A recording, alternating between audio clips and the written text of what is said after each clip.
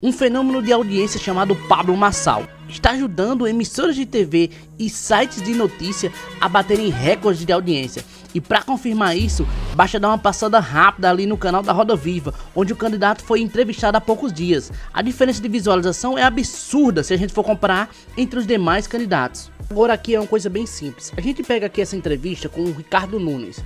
Deu aproximadamente 116 mil visualizações.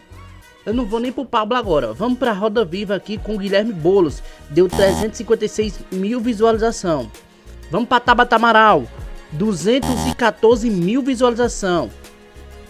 Datena, 161. Quando a gente vai pro candidato Pablo Marçal, esse número chega a ser absurdo.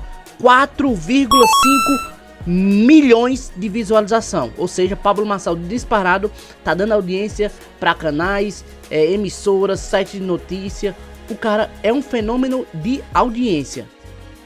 E nessa entrevista que Pablo Marçal elogiou jornalistas e teve a oportunidade de finalmente mostrar suas propostas sem ter que estar batendo de frente aí com esquerdistas.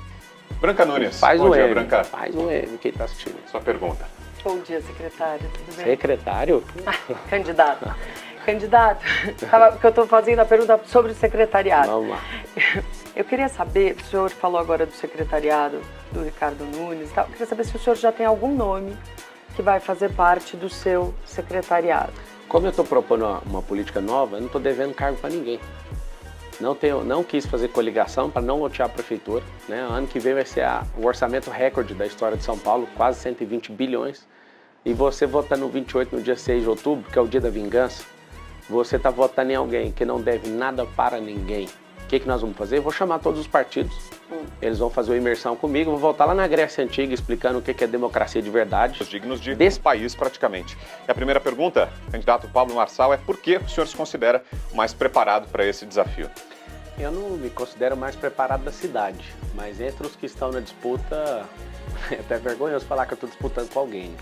Eu sei que tem gente mais capacitada que eu nessa cidade, que entende mais da cidade que eu, mas não tem a coragem, não aguenta o tranco, não tem inteligência emocional para aguentar esse tanto de bandido, não tem coragem de falar a verdade, sempre com o rabo preso, desculpa a expressão, com alguém.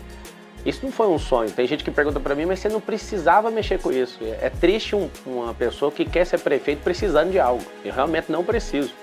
Eu sinto que é tempo de eu servir o nosso povo e eu não quero que esse negócio de PT continue, eu não quero que o Lula faça handover para Boulos, nem para Tachad. Então, eu achei muito triste o que o Valdemar Costa Neto fez com o PL, que é um acordo aqui de tirar o Salles. E eu vi, como que a gente vai deixar a Prefeitura de São Paulo na mão de dois esquerdistas? Tava tudo certo. Eu entrei, embaralhei o jogo e agora tá todo mundo assustado. Eu que não tenho nenhum padrinho político, não tenho fundo eleitoral, não tenho tempo de TV, não tenho rádio, não tenho palanque, não tem nada. Só tem um celular poderoso, que é a nova imprensa para mim. Respeito 100% da imprensa, não respeito militante. Todos os militantes eu vou bater de frente. Meu respeito absoluto à imprensa do Brasil. Mas a gente está contaminado em todas as esferas. Então, eu estava no meu conforto e agora eu resolvi entrar para essa guerra porque o Lula está para morrer já, com 80 anos de idade. Não faz sentido, né? O brasileiro vive a média de 74, você já sabe que ele tá indo muito bem aí, passando do tempo. Então eu não quero ver isso acontecendo, eu não quero que uma serpente seja levantada aqui para governar esse país. Não tem chance. Né? Quando eu entrei na disputa, o Boulos tinha 37 pontos. Hoje ele está abaixo de 20, pra você ter uma noção. Então, assim, os planos que eles fizeram aqui já deram errado. Agora, uma pena, porque o eleitor do Brasil precisa saber que eu consegui nacionalizar essa eleição e agora eu estou internacionalizando ela. E vou em outros países também para falar sobre São Paulo, que São Paulo vai se tornar a capital do mundo até 2050 e depois eu explico como. Não faz sentido a gente não abrir os olhos e entender que o Nunes tem um secretariado completamente esquerdista e ninguém fala nada. A Marta Suplicy era secretária dele até janeiro, saiu, agora é vice do Boulos. Ou seja, essas articulações, como eu percebi, e vi que o Salles foi sacado dessa corrida, eu não vi nenhum representante do conservadorismo. Sim. Eu vi uma pesquisa que aqui em São Paulo, 63% das pessoas se consideram conservadoras. Mas como se a gente se considera conservador deixando dois grupos esquerdistas, um mais ao centro, o outro extrema à esquerda, e quando você olha os 5 principais competidores, só tem eu. de direita, alguém que é conservador, que defende de fato a família, que não tem essa maluquice, essas loucuras de ideologia de gênero. Esse tanto de coisa que a gente vai lutar aqui não faz sentido. Então, como eu não vi ninguém representando a gente, eu falei, eu vou ter que cair nessa aí, vou levar uma espetada muito forte, vai prejudicar as minhas empresas, vai acabar com a minha reputação, vai fazer o quê? Alguém tem que resolver o problema. Fala do pesadelo, então? Porque nós temos um pesadelo hoje. E o senhor sabe, o senhor falou que sou jurista. Como jurista, o senhor acha que o ministro Luiz Roberto Barroso deveria cancelar a portaria do então presidente Toffoli, que criou o inquérito do fim do mundo? Essa alcunha foi dada pelo ex-ministro Mello. Porque esse país está sob o inquérito do fim do mundo e todo aquele monte de inquéritos que vem. Eu vou contar uma coisa para o senhor rapidamente. Eu nunca vi tanto político dizer que tinha medo de falar, apesar deles terem inclusive um artigo constitucional que, além da liberdade de expressão, que é para todos nós, no artigo 5º, como o senhor sabe, eles têm o artigo 53, artigo 5º, inciso 4, que dá inclusive inviolabilidade por quaisquer votos e opiniões.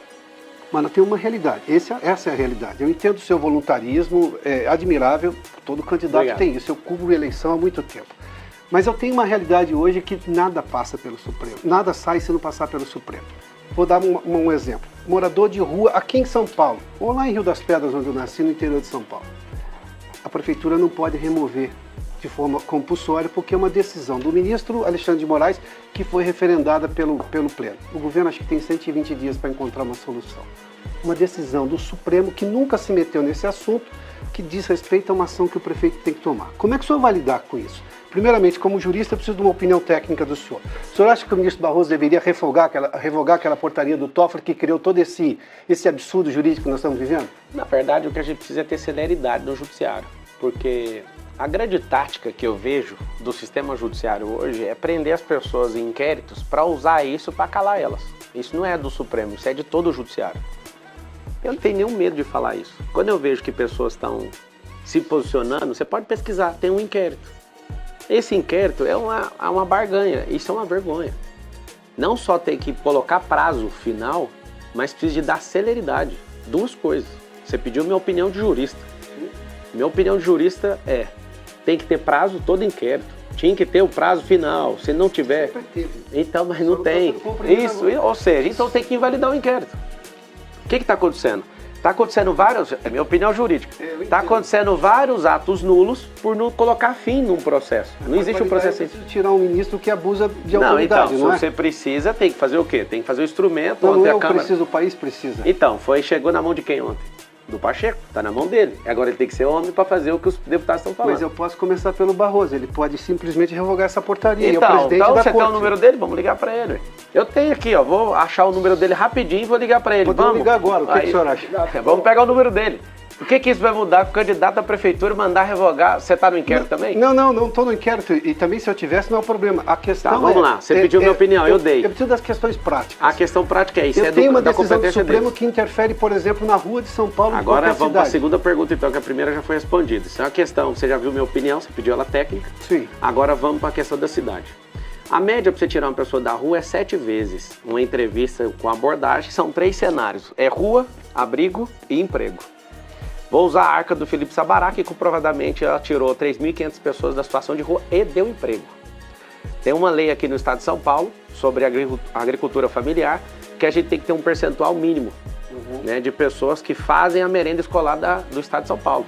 E a gente tem essas terras para isso e a gente precisa continuar nesse progresso que o Felipe Sabará começou aí, tanto na prefeitura como no governo do estado. E é por isso que ele está comigo. Se você chegar numa pessoa na situação de rua agora e falar, vamos sair? Não quero. 2, não vai, ou seja, a média é 7. Então a gente tem que ter um voluntariado absurdo, tem que ter pessoas para fazer isso. Hoje, a gente deve gastar um pouco mais de 2 bilhões com esse assistencialismo de vamos tirar pessoas da rua, só que hoje tem ONGs, tipo a Cracó Resiste, que não quer tirar as pessoas da rua e recebe dinheiro público. Você imagina o que eu vou fazer no 1º de janeiro de 2025. Quem tiver contra o povo sair da rua, eu já vou cortar o recurso no primeiro dia. A gente gasta R$1 bilhão por ano para tirar as pessoas da rua. Você vê o tanto que o bananinha incompetente só tem aumentado. O que eles estão fazendo? Espalhando a Cracolândia em 17 pontos. Tem 17 focos de Cracolândia na cidade de São Paulo. E o maior problema da Cracolândia não é o crack, é o álcool. A Alcolândia. O povo está usando dos abrigos para dormir e acorda no outro dia, porque você não pode entrar e ficar saindo. Você tem que ir lá, dormir, acordar no outro dia. Aí você sai, Vai lá, arruma, bebe, enche a cara, dorme de novo. Nós vamos de responsabilizar cidades que estão mandando mendigos para cá. Nós precisamos de ter mais paciência para tirar essas pessoas da rua. Eu tive na porta da Sé, da catedral, eu conversei com dois, um dos que eu conversei, puxou 11 anos de cadeia e tava lá, e eu falando para ele, eu sou a sociedade, eu te perdoo, vamos mudar. Não vamos pro abrigo, cara, vamos pro abrigo, trocando ideia. Ele, peraí que eu vou falar com a minha namorada. Ele foi, usuário de crack esse.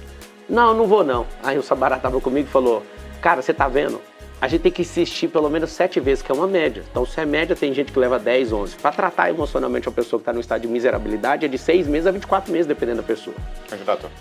Só para terminar. Pode concluir. Então, assim, eu vou te falar, não precisa de ter esse negócio da intervenção de um juiz com a compulsória. Porque vai ser uma guerra, aí o governo vai sentar, que é o banana senta na cadeira e fala o quê? Já que ninguém consegue fazer a compulsória, eu não vou fazer nada.